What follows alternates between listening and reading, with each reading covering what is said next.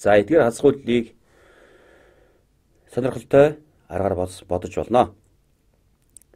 301 ба 169 ялгарыг олъё. За тэгвэл 1-с 1-ийг 10-аас 10-ыг 100-аас 100-ыг хасдгийг та бүхэн мэднэ. 1-1-с 9-1-ийг хасч болохгүй. Өөрөөр хэлбэл 9-1-ээс их шүү дээ. Мөн 10-аас 10-ыг хасах боломжгүй байна. 6-ээс их. За тэгэхээр 300-аас 100-ыг эхлээд хасна. За 300-аас 100-ыг хасахад хэд вэ? За хаслаа 200 үлдлээ.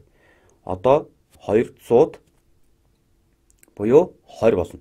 20-оос 20 буюу 20 10 болно гэсэн үг. 20 10-аас 6 10-та хасна гэсэн үг. 20 10-аас 6 10-ыг хасахад хэд 10 төлтөх вэ? 14 10 төлтөнө. 14 10-таас 14 10-т буюу 140 гэсэн үг. 140 дээр 1-ийг нэмэхэд 141 болно. 141-ээс 9-1-ийг хасахад хэд гарах вэ? За тооцоолъя. 132-той тэнцвэр байх нь. За энэ арга чамд таалагдж байна уу? Тэгвэл дахиад жишээ бодъё. 913 ба 286-гийн ялгарыг тооцоолъя. За өмнөхтэй яг адилхан. Тэгвэл 900-аас 200-та хасъя.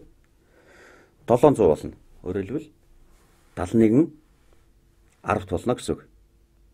71 10-таас 8 10-ыг хасахаар 63 10 гарна.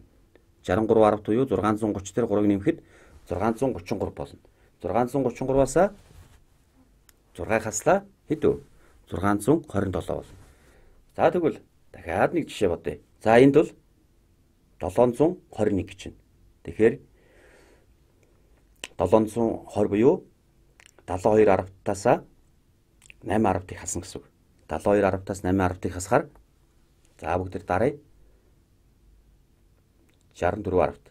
64 10 буюу 641-ээс 8 1-ийг хасъя. 633.